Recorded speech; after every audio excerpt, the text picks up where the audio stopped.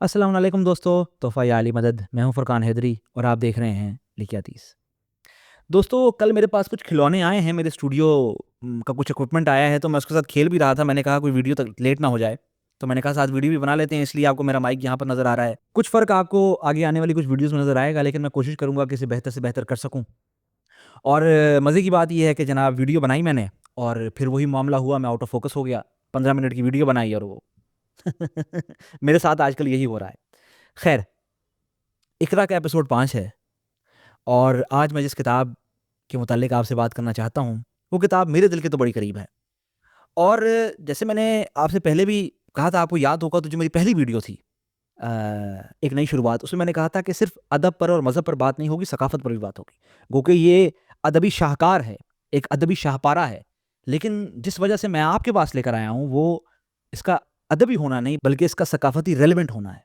दोस्तों, शम्स रहमान फ़ारूक़ी साहब मेरे तो फ़ेवरेट नक़ाद हैं और पिछली सदी के सबसे बड़े नक़ाद में शामिल हैं। खुदा उन्हें गरीक़ रहमत करे, खुदा उन्हें जन्नत में आला मकाम अता फ़रमाए। उनकी बहुत ज़्यादा सर्विसेज़ हैं हमारे लिए, बहुत काम किया है उन्होंने हमारे लिए, अदब के लिए बहुत काम किया है, ज़ुबान के लिए बहुत काम किया है और मैं तो फ़ैन हूँ। यानी कि मैं पिछले 10 साल से फ़ारूक़ी साहब के फ़ैन मोड में चल रहा हूँ। फ़ारूक़ी साहब किसी तारुफ़ के तो मोहताज नहीं हैं। शबख़ून और शेर शुरंगेज़, जो कि मीर तकी मीर की शायरी पर एक अहम काम हुआ है, बड़ी तनकीद है और एक बड़ा जायज़ा है। ज़ाहिर है वो भी मेरी रिकमेंडेशन बुक्स में है और शम्स रहमान फ़ारूक़ी साहब की बहुत सी बुक्स मेरी रिकमेंडेशन में शामिल हैं, तो उस पर भी इंशाल्लाह बात होगी, शेर शुरंगेज़ पे भी आइंदा बात होगी। लेकिन चूँकि नॉवेल्स की बात हो रही थी, तो मैंने कहा ये नॉवल आपके सामने लेकर आता हूँ और ये नॉवल, जी हाँ, ये नॉवल है और दौर हाज़िर की, बल्कि पिछली सदी की मेरे नज़दीक सबसे बड़ी नॉवल है और वो नॉवल है ये,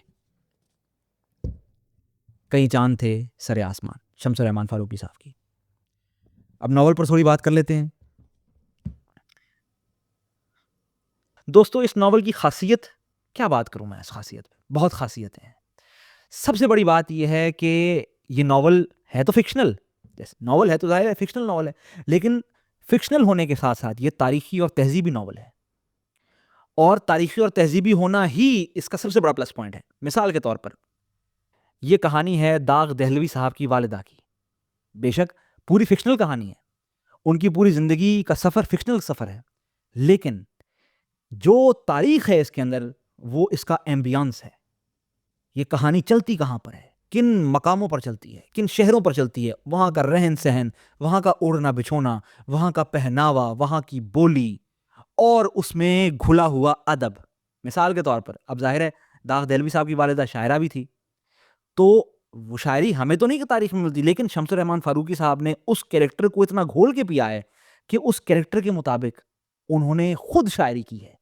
और चूँकि शम्स रहमान साहब खुद बड़े शायर थे, उनकी शायरी पर बात होती नहीं है, वो हरफ़न मौला थे, उनकी शायरी पर भी हम बात करेंगे इंशाल्लाह और बहुत बात होनी ज़रूरी है शम्स रहमान फ़ारूक़ी साहब की शायरी पर। चूँकि शम्स रहमान फ़ारूक़ी साहब शायर भी थे, तो उन्होंने फ़ारसी में और उर्दू में इन ख़ातून की शायरी भी खुद की है।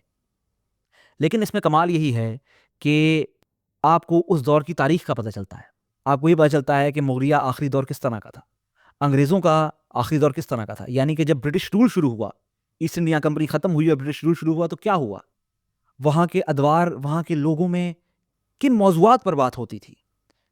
मर्द किस तरह रहते थे? औरतें किस तरह रहती थी? उनका माहौल किस तरह का था? फिर लुटेरे किस तरह के थे? पिंडारी किस तरह के थे? मौसीकार किस तरह के थे? दिल्ली के लोग किस तरह के थे? लखनऊ के लोग किस तरह के थे? ये सारी बातें हैं जो इस नॉवल को सबसे अलग करती हैं और यही वो बात है जिसकी वजह से मैं आपके पास, ये आपकी खिदमत में किताब लेकर आया हूँ। मेरी रिकमेंडेशन में ये शामिल है। हाँ, ज़ाहिर है कॉन्स भी हैं, हर किताब के होते हैं, इस किताब के भी हैं और इस किताब का सबसे बड़ा कॉन वही है जो कि मैंने सोफ़ी की दुनिया में भी आप हज़रात से कहा था कि इस किताब का कैरेक्टर, हाँ, यहाँ पर फ़र्क ये है कि सब मानते थे कि सोफ़ी का कैरेक्टर और सोफ़ी की कहानी इतनी मज़बूत नहीं थी। इनकी कहानी बहुत मज़बूत है, लेकिन मुझे अट्रैक्ट नहीं करती, मेरी पसंद में नहीं आती, क्योंकि ये बहुत ख़ास निस्वानी किरदार है और ज़ाहिर है अपना एक फ़िक्री तरीक़ाकार होता है, हर किसी की अपनी-अपनी सोच है, हर किसी का अपना-अपना नुक्ता नज़र है, हर किसी का अपना-अपना ओपिनियन है। मेरे ओपिनियन के मुताबिक मुझे ये ख़ातून इतना अट्रैक्ट नहीं करती, मुझे भाती नहीं है। इसीलिए मेरे साथ मसला ये हुआ कि मैं इनकी सफ़र, इनकी कहानी के साथ खुद जी नहीं सका इनके सफ़र को। लेकिन इसके अलावा जो इस कहानी के अंदर कमाल हैं, जो मुख्तलिफ किरदार हैं, वो आउट ऑफ दिस वर्ल्ड है। इसीलिए मैं ये कहने पर हक बजानिब हूँ कि ये किताब उर्दू ज़ुबान का सबसे बड़ा नॉवल है। इसके पाए का नॉवल अब तक नहीं आया और शायद आएगा भी नहीं, क्योंकि शमस रहमान फ़ारूकी साहब जिस तरह एक थे और अब वो चले गए, उसी तरह ये नॉवल भी एक है और अब वो चला गया। अब उसके बाद शमस रहमान फ़ारूकी साहब ने खुद भी अंग्रेज़ी में एक नॉवल लिखा और इस पाए का नहीं लिख सके। तो आप में से जो भी नॉवेल्स पढ़ने का शौकीन है, मैं खुद भी नॉवल पढ़ने का शौकीन नहीं हूँ, मैं कुछ फैंटेसी नॉवेल्स पढ़ता हूँ। मेरा बचपना हैरी पॉटर पढ़ने में गुजरा है और मैंने वो एक किताब शायद 15-15, 20-20 बार पढ़ी है। लेकिन अगर आप नॉवल पढ़ने के शौकीन हैं और अगर नहीं भी, आप तहज़ीब को जानना चाहते हैं, तारीख़ को जानना चाहते हैं, हल्का-सा भी इंटरेस्ट रखते हैं, तब भी मैं आपसे कहूँगा कि आप कोई भी तारीख़ी किताब उठाने से पहले सबसे पहले ये नॉवल पढ़ें। क्योंकि ये नॉवल आपको जहाँ पर एक इंटरेस्टिंग कहानी देता है, आपको अट्रैक्ट करता है, वहीं पर आपको जो बैन सतूर इन बिटवीन द लाइन्स तारीख़ के हवाले चाहिए होते हैं, वो सारे के सारे मिल जाते हैं। वो जो आपकी एजुकेशन है तहज़ीब की और तारीख़ की, वो इस किताब में आपको बखूबी मिलती है। इसीलिए ये मेरी रिकमेंडेशन बुक्स में है। आप भी इसे पढ़िए और मैं आपको गारंटी देता हूँ, आप मायूस नहीं होंगे। इसी के साथ मुझे इजाज़त दीजिए। मैं हूँ फुरकान हैदरी और आप देख रहे हैं लिखियातीस।